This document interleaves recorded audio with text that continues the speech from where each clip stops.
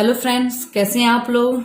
तो आज हम शुरू करेंगे साइकेट्रिक डिसऑर्डर में इम्पल्स कंट्रोल डिसऑर्डर। तो जो हमारे चैनल पे नए हैं वो हमारे चैनल को सब्सक्राइब जरूर कर दें। तो चलिए शुरू करते हैं। Impulse control disorder. Okay friends, तो इम्पल्स कंट्रोल डिसऑर्डर में जो इम्पल्स होता है, जो बिहेवियर होता है, वो कंट्रोल नहीं होता।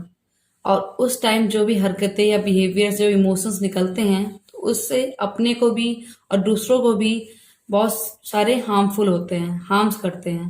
तो उसकी वजह से जो परेशानियां होती हैं वो हम इसमें पढ़ेंगे कि इम्पल्स कंट्रोल डिसऑर्डर में क्या क्या आते हैं। तो देखिए, ट्रबल कंट्रोलिंग इमोशंस और बिहेवियर्स। जो इमोशंस और बिहेवियर्स होते हैं उसको कंट्रोल करने में ट्रबल होता है, परेशानी होता है, कंट्रोल नहीं होता है। Then impulse control disorder. Impulse control disorder is psychological disorders. ये साइकोलॉजिकल डिसऑर्डर है, characterise by repeated. Repeated means बार बार। इनएबिलिटी, इनएबिलिटी मतलब जिसको हम एबल नहीं है कंट्रोल करने के। Inability to control from performing a particular action. Particular action, कोई भी एक्शन, कोई भी इमोशंस, कोई भी हरकतें that is harmful to others और सेल्फ, जिसका गंदा इफेक्ट पड़ता है या हार्मफुल होता है अदर्स के लिए भी और खुद के लिए भी। तो psychological disorder characterise by repeated inability to control from performing a particular action that is harmful to others or self। तो ये जो है ये इम्पल्स कंट्रोल डिसऑर्डर है। ठीक है, तो इम्पल्स कंट्रोल डिसऑर्डर का ये डेफिनेशन है, मीनिंग है। अब हम बात करते हैं कॉजेस की। इसके कॉजेस क्या हैं। तो कॉजेस कोई सिक्योर नहीं है, बस ये है कि ये चांसेस हो सकते हैं। जैसे कि हम बात करें pre existing mental illness. Pre existing mental illness, जैसे पहले से कोई मेंटल इलनेस या कोई दूसरी मेंटल इलनेस पहले से हो तो उसकी वजह से। दूसरा, severe head injury. Severe head injury की वजह से कोई ब्रेन में, स्ट्रक्चर में या केमिकल में कुछ भी इम्बैलेंस हो जाए। जैसे एक हम जानते हैं बायोकेमिकल इम्बैलेंस, ये भी एक कॉजेस हो सकता है। जैसे न्यूरोट्रांसमीटर्स हैं, वो फंक्शन करते हैं हमारे ब्रेन में, अगर उनमें कुछ इम्बैलेंस हो जाए, बढ़ जाए, घट जाए, तो सीवियर ब्रेन इंजरी की वजह से बायोकेमिकल इम्बैलेंस हो सकता है। ब्रेन में चोट लगने की वजह से भी दिक्कत हो सकती है। तो ये हो गया causes. Then family history. Family history of mental illness, कोई फैमिली हिस्ट्री हो जाए मेंटल इलनेस की। Then being of young. Maximum क्या होता है, इम्पल्स कंट्रोल डिसऑर्डर जो यंग एज के लोग होते हैं उनमें ज्यादा देखी जाती है। और खासकर अगर हम देखा जाए तो मेंस में ज्यादा होती है, क्योंकि ईगो या ये सब की बात की जाए तो इम्पल्स कंट्रोल डिसऑर्डर मेंस में ज्यादा होती है। उन्हें बहुत जल्दी गुस्सा आता है और वो अपना इमोशंस कंट्रोल नहीं कर पाते। तो being of younger, young age में ये दिक्कत ज्यादा होती है इमोशंस कंट्रोल करने की। तो देन ये रहा डेफिनेशन, ये रहा कॉजेस। अब हम बात करते हैं टाइप्स की। देन अब बात करते हैं टाइप्स की। तो इम्पल्स कंट्रोल डिसऑर्डर के 5 टाइप्स हैं। Intermittent explosive disorder, kleptomania, pathological gambling, pyromania and trichotillomania. Then intermittent explosive disorder. Intermittent explosive disorder, इसमें क्या होता है, इनएबिलिटी टू कंट्रोल। जो इम्पल्स होते हैं इसमें या एक्सेस होते हैं, कंट्रोल करने प्रॉब्लम होते हैं, जो कि एग्रेसिव बिहेवियर होते हैं जिससे प्रॉपर्टी या सेल्फ को नुकसान करे हो। इसमें पेशेंट को बहुत जल्दी ही गुस्सा आता है, एग्रेसिव बिहेवियर होता है जिसमें वो प्रॉपर्टी या सामान या कोई भी चीज को तोड़फोड़ करता है। और उसको बाद में इसका गिल्ट फील होता है जब गुस्सा आता है, इम्पल्स उसका कंट्रोल नहीं होता है, तो उस टाइम उसको बहुत गुस्सा आता है पेशेंट को। वो इतना गुस्सा आता है कि तोड़ फोड़ या कुछ भी चीज बर्बाद कर देना, तोड़ देना, फोड़ देना, सब कुछ उस टाइम उसको रहता है। देन बाद में उसको इस चीज का गिल्ट भी फील होता है जब उसका गुस्सा शांत हो जाता है। तो ये एग्रेसिव बिहेवियर होता है। इसमें intermittent explosive disorder, explosive means वो असॉल्ट वाली फीलिंग है, डिस्ट्रक्शन ऑफ प्रॉपर्टी, नुकसान पहुंचाना और डिस्ट्रक्शंस ऑफ प्रॉपर्टी, आइटम्स, कोई भी थिंग्स etc। तो ये एग्रेसिव बिहेवियर होता है, इंटरमिटेंट एक्सप्लोसिव डिसऑर्डर। और इसमें जो बिहेवियर होता है वो कंट्रोल नहीं होता है जब गुस्सा आता है तो। देन बात करते हैं क्लेप्टोमेनिया। क्लेप्टोमेनिया में स्टीलिंग, जब इम्पल्स क्रिएट होते हैं तो उस टाइम वो पेशेंट स्टीलिंग, इसमें स्टीलिंग होता है अननेसेसरी आइटम्स, पेशेंट चोरी करता है, सामान चुराता है जो कि अननेसेसरी होता है, उसके काम की चीज भी नहीं है। इसमें स्टीलिंग ऑफ आइटम्स नॉट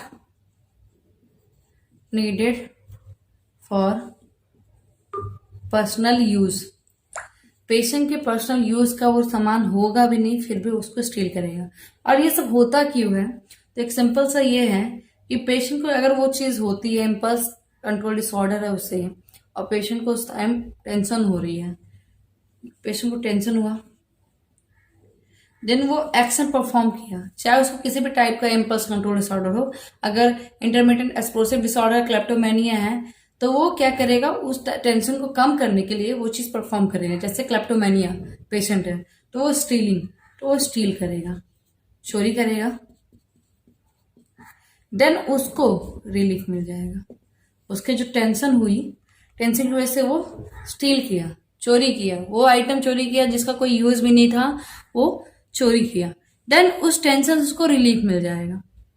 तो इस वजह से इम्पल्स कंट्रोल डिसऑर्डर परफॉर्म होते हैं, क्योंकि टेंशन होती है पेशेंट को, जब तक वो परफॉर्म नहीं करता एक्शन, उसको रिलीफ नहीं मिलता। देन हम बात करते हैं पैथोलॉजिकल गैम्बलिंग। गैम्बलिंग तो आपको पता ही होगा, जुआ खेलना, जिसको जुआ खेलते हैं कहते हैं उसको गैम्बलिंग कहते हैं। तो पैथोलॉजिकल गैम्बलिंग मतलब पेशेंट गैम्बलिंग करता है, और गैम्बलिंग वो इस हद तक करता है कि वो अपना घर बार कुछ भी, पैसे वैसे प्रॉपर्टी किसी की भी चिंता नहीं करता है, वो करता है गैम्बलिंग। उसको लत लगी होती है गैम्बलिंग की कि वो हर जगह हर चीज की गैम्बलिंग कर देता है। उसके पास जितने पैसे हो, जितने प्रॉपर्टी हो, वो उसकी कोई फिक्र नहीं करता, और ये अनकंट्रोल होता है। वैसे इम्पल्स में सब अनकंट्रोल होता है, ये भी अनकंट्रोल, ये भी अनकंट्रोल। पेशेंट खुद से ये सब चीज पे कंट्रोल नहीं कर पाता क्योंकि वो साइकोलॉजिकल डिसऑर्डर है। देन जैसे कि हमने क्लेप्टोमेनिया बताया, वैसे इसमें भी गैम्बलिंग में भी टेंशन होगी, वो गैम्बलिंग करेगा, पेशेंट जो है वो गैम्बलिंग करेगा, देन उसकी जो टेंशन है वो रिलीफ हो जाएगी। इसमें भी वही कंडीशन अप्लाई होता है। Then pyromania, setting of fire, आग लगाना, कहीं भी प्रॉपर्टी किसी भी चीज में पेशेंट आग लगा देता है, फायर, सेटिंग ऑफ फायर। तो इसमें भी वही है, टेंशन होगी, फायर लगाएगा, देन उसको रिलीफ हो जाएगा। Deliberate and purposeful fire setting, purposeful fire setting और मोर देन वन ओकेजन, ऐसा नहीं कि वो एक ही बार, दो ही बार, जितने बार उसको टेंशन होगी। देन ट्रिचोटेलोमेनिया, ट्रिचोटेलोमेनिया को हम हेयर पुलिंग डिसऑर्डर भी कहते हैं। इसमें पेशेंट अपना खुद का हेयर पुल करता है, बाल खींचेगा, वो जितना ताकत होगा उतने जोर से खींचेगा, कहीं कहीं तो पूरा बाल सब उखाड़ ही देते हैं। तो ये हेयर पुलिंग डिसऑर्डर होता है। Inability to control impulse feeling of pulling, hair pulling. Then patient को टेंशन होती है, inability to control their tension, then वो हेयर पुल करता है, हेयर पुल परफॉर्म करेगा, देन उसको रिलीफ हो जाएगा। तो ये इम्पल्स कंट्रोल डिसऑर्डर में पूरा यही खेल है कि उसको टेंशन होती है, टेंशन को रिलीव करने के लिए वो एक्शन परफॉर्म करता है, देन उसको रिलीफ मिल जाता है। भले उसमें हाँ बहुत सारे डिस्ट्रक्शंस होते हैं, प्रॉपर्टी लॉस होती है, तो ये सब चीज नुकसान होता है। इसीलिए ये साइकोलॉजिकल डिसऑर्डर है जिसकी वजह से खुद को और दूसरों को हार्म होता है। देन हम बात करें इसके मैनेजमेंट की। इसमें मैनेजमेंट क्या है, तो नर्सिंग मैनेजमेंट में और उसमें मेडिकल मैनेजमेंट में मेडिसिन हो गए, behaviour therapy, cognitive therapy, therapies होती हैं। तो वो थेरेपीज के बारे में हम थोड़ा सा देखते हैं। बिहेवियरल थेरेपी,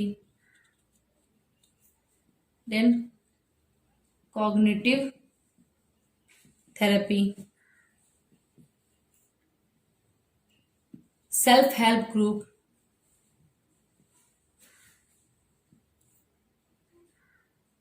देन अगर हम साइको फार्माकोलॉजी की बात करें, दवा की बात करें, तो anti depressant and antipsychotic drugs जो है वो हम दे सकते हैं। जब एंटी डिप्रेसेंट एंटीसाइकोटिक ड्रग्स जब मेडिसिन के ऊपर फार्माकोलॉजी के ऊपर दवा के बारे में बताएंगे तब आप देख लेना।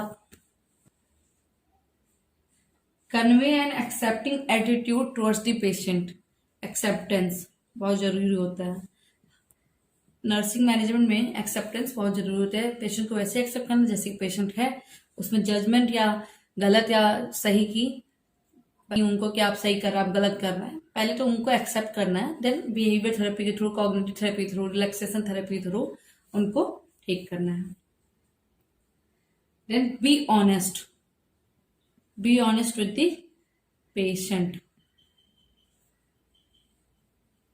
देन सबसे इंपॉर्टेंट चीज, remove all potential harmful items.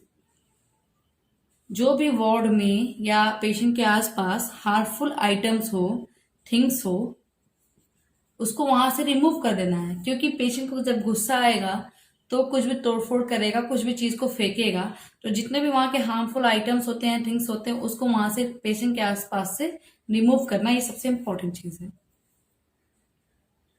Then close observation, patient पर क्लोज ऑब्जर्वेशन रखना कि उसको किस चीज की टेंशन हो रही है, तब वो इम्पल्स कंट्रोल डिसऑर्डर परफॉर्म कर रहा है, क्या चीज उसको दिक्कत है, उसको किस चीज का टेंशन है, उसके दिमाग में क्या चल रहा है। And decrease level of environmental stimuli, जो भी स्टिमुलस जिससे पेशेंट को एग्रेसिव बिहेवियर इंक्रीज हो रहा है उसको जितना हो सके डिक्रीज करना है। देन एक्सेट्रा, ऐसे बहुत सारा है। तो इम्पल्स कंट्रोल डिसऑर्डर में हमने डेफिनेशन पढ़ा, causes, types, treatment, then management, nursing management. तो ये आपको क्लियर हो गया होगा कि इम्पल्स कंट्रोल डिसऑर्डर क्या है। और अगर कुछ समझ में ना आया हो तो कमेंट करके जरूर बताएं। Thank you friends.